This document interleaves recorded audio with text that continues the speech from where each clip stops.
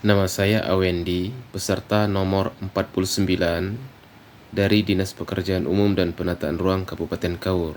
Akan memaparkan yang telah kami pelajari dari pelatihan e-learning pengawasan mutu pembangunan bangunan gedung. Outline pertama, dasar hukum referensi teknis, yaitu berupa undang-undang, peraturan pemerintah, perpres, permen, perda, dan standar nasional SNI. Kemudian objek kajian, yaitu lokus dan data umum. Kemudian tahap pelaksanaan bangunan gedung, yaitu pelaksanaan konstruksi, manajemen konstruksi.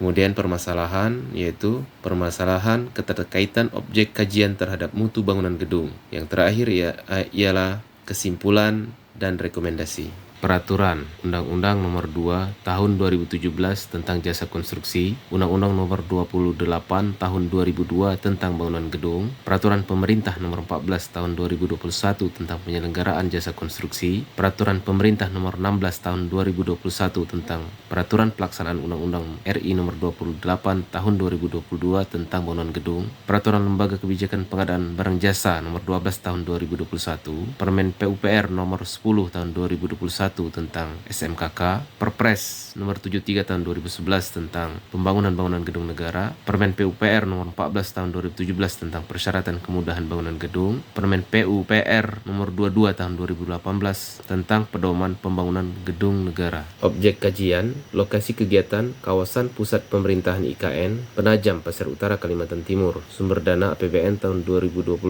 sampai tahun 2024. Pelaksanaan mulai tanggal 2 Januari 2023 selesai 31 Desember tahun 2024. Lingkup pekerjaan, pertama tahap pendahuluan, kemudian pekerjaan perancangan, kemudian pekerjaan persiapan, pekerjaan tower 1, pekerjaan tower 2, pekerjaan tower 3, pekerjaan tower 4, kemudian bangunan fasilitas, penataan kawasan. Jenis kontrak multi years, metode design and build, penyedia jasa konstruksi PT Waskita Nindya Karya KSO, manajemen konstruksi PT Virama Karya PT Laras Sembada KSO. Rancangan konseptual SMKK memuat 1. Lingkup tanggung jawab perancang. Kedua, metode pelaksanaan pekerjaan konstruksi. Ketiga, standar pemeriksaan dan pengujian. Keempat, rekomendasi rencana pengelolaan lingkungan hidup. Kelima, rencana manajemen lalu lintas. Keenam, identifikasi bahaya, penilaian risiko, pengendalian dan peluang IBPRP. Ketujuh, daftar standar dan atau peraturan perundang-undangan keselamatan konstruksi yang ditetapkan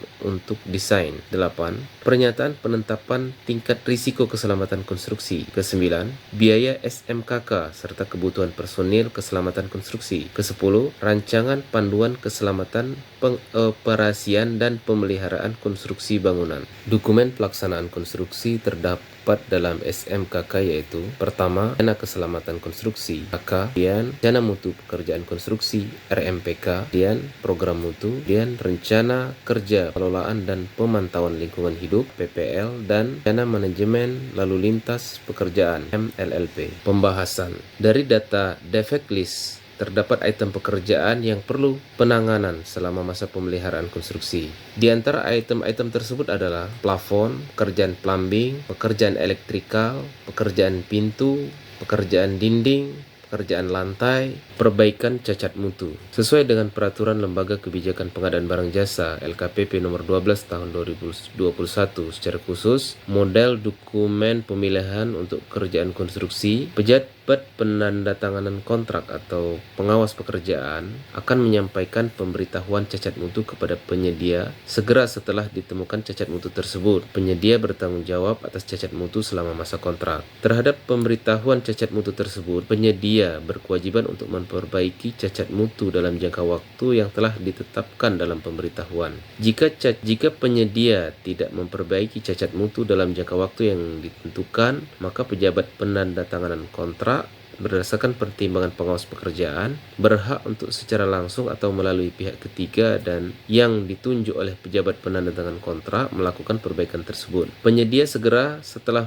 menerima klaim pejabat penandatanganan kontrak secara tertulis berkewajiban untuk mengganti biaya perbaikan tersebut. Pejabat penandatanganan kontrak dapat memperoleh penggantian biaya dengan memotong pembayaran atas tagihan penyedia yang jatuh tempo atau uang retensi atau pencairan jaminan pemeliharaan, atau jika tidak ada, maka biaya penggantian akan dihitung sebagai utang penyedia kepada pejabat penandatangan kontrak yang telah jatuh tempo. Dalam hal cacat mutu ditemukan oleh pejabat penandatangan kontrak selama masa pemeliharaan, maka penyedia wajib memperbaiki cacat mutu tersebut dalam jangka waktu yang ditentukan dan mengenakan denda keterlambatan untuk setiap keterlambatan perbaikan cacat mutu.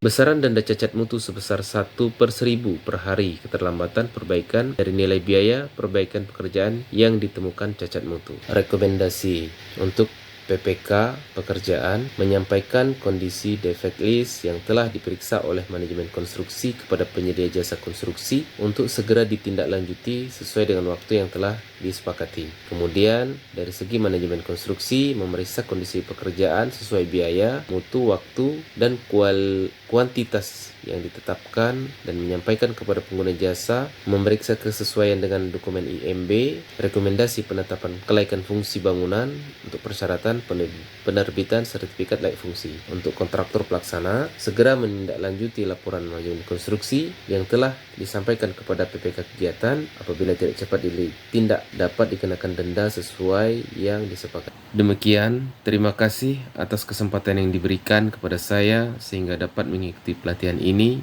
Assalamualaikum warahmatullahi wabarakatuh.